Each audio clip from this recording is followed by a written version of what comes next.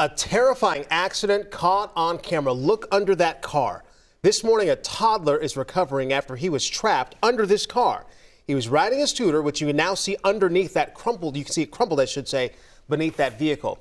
His family said he was scootering on the sidewalk in Eagan yesterday afternoon when a car rolled backwards out of the driveway and then over him. Well, a neighbor's doorbell camera captured this freak accident. These are still images of that 3-year-old boy. You can see him scootering on the sidewalk. Well, when the car's brake suddenly releases and rolls over him, several neighbors, of course, racing to the rescue there. Now you can see there the scooter still under the car. This footage we took afterwards, of course. The jack that police used to lift him out. No one quite sure yet why that car released and started rolling after sitting parked in the driveway for 2 hours. Very scary, and it's scary for the whole neighborhood. Well, everybody think it's the car back out. It's not, nobody inside. The good news is that young boy expected to live, just 3 years old there. Family says that his helmet literally saved his life, and they shared these pictures of just to remind people just how important those helmets are. Now, the father of the man who owns the car that rolled says that his son, naturally quite upset. Police investigating what happened. The Minnesota student last seen with this missing woman wants to head home, and attorneys for that St. Cloud State student officially requested he be released yesterday. It comes after Dominican authorities seized his passport over the weekend. The student's name is Joshua Reeb. You see him here, cut off shirt. Well, this video is from 12 days ago on spring break in Punta Cana. The 20-year-old woman he's with is Sadiksha Konanki. She has not been seen since that night. Now, he told police he saved her from the sea after they were being swept out by a big wave, saying, quote, "The last time I saw her, I asked if she was okay. I didn't hear her answer because I started vomiting up after the seawater I had swallowed," end quote.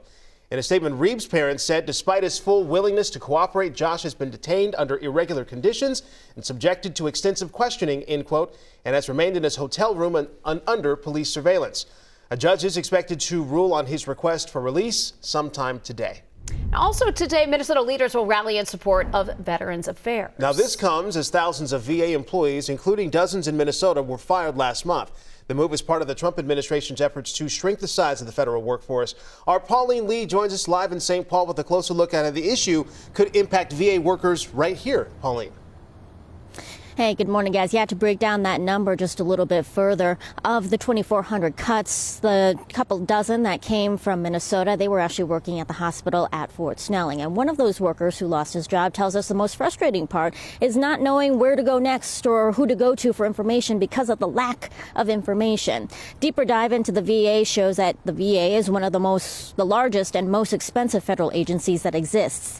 And about 1 in 5 federal employees actually work there. It's also been on the government's high-risk list for fraud for years now.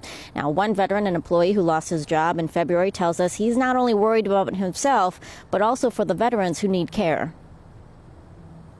There's a feeling when you're around veterans, as a veteran, but then to be able to have that be a career path where you can actually go to work and help veterans every day. And yeah, it was very exciting, very honorable. Now, a spokesperson for the VA tells us of the 2,400 people who were laid off, those positions were considered probationary and non-critical, and it accounted for about 0.5 percentage point of the VA's workforce. And the Trump administration says this also couldn't be the end, may not be the end of the layoffs, as tens of thousands of more could be coming soon, guys. All right. Story certainly not over. No. All right, Pauline, thank you. We're also following a new proposal introduced at the state capitol that aims to crack down on Medicaid fraud. So Minnesota gets $19 billion in Medicaid funding every year. And the Attorney General here could not give us an estimate on the dollar amount of Medicaid fraud in Minnesota. Investigators say it is in the many millions of dollars a year. Now, this bill would allocate $390,000 to add Medicaid investigators to the AG's office from 32 to 41. It also increase state penalties for Medicaid fraud from a maximum of 2.5 years in prison to 20 years in prison.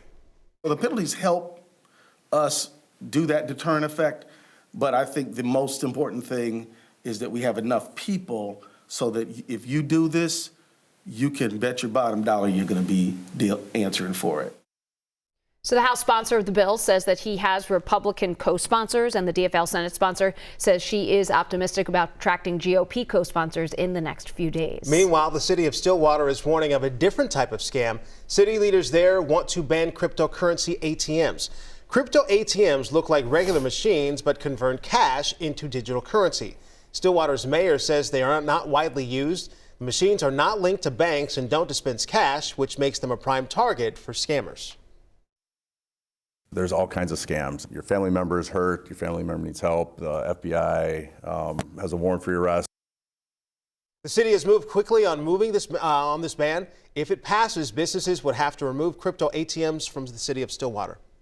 Bloomington police are using a new technology to reach out to residents in a new way. So in this case, scammers are pretending to be federal immigration agents to warn the community. Chief is now recording messages in English and using an AI program to turn that video into translation that makes it look and sound like the chief is speaking Spanish. This video already gotten 3,000 views.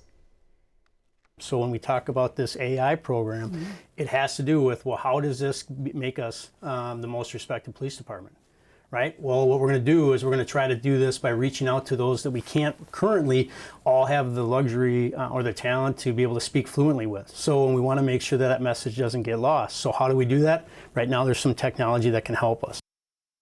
Next step is to use the AI to start delivering the chief's messages in Somali. Deputy Chief says that this is just the beginning of being able to use AI in law enforcement. A group of small business owners are calling on lawmakers to level the playing field for rural entrepreneurs. Last week, they got their chance to lobby the government. This is on behalf of small businesses. Yeah, they said that one of their biggest issues was lack of access to loans backed by the Small Business Administration. The group also called on policymakers to improve access to capital, address workforce challenges, expand affordable child care, and reduce regulatory burdens. We need all the help we can get to keep growing in our communities. So whether it's the loans, whether it's housing and childcare, all the things that are important to us small business owners, it's because it's important to our employees and our communities too. Goldman Sachs' 10,000 Small Businesses program also provides an educational curriculum, one-on-one advising, and networking opportunities.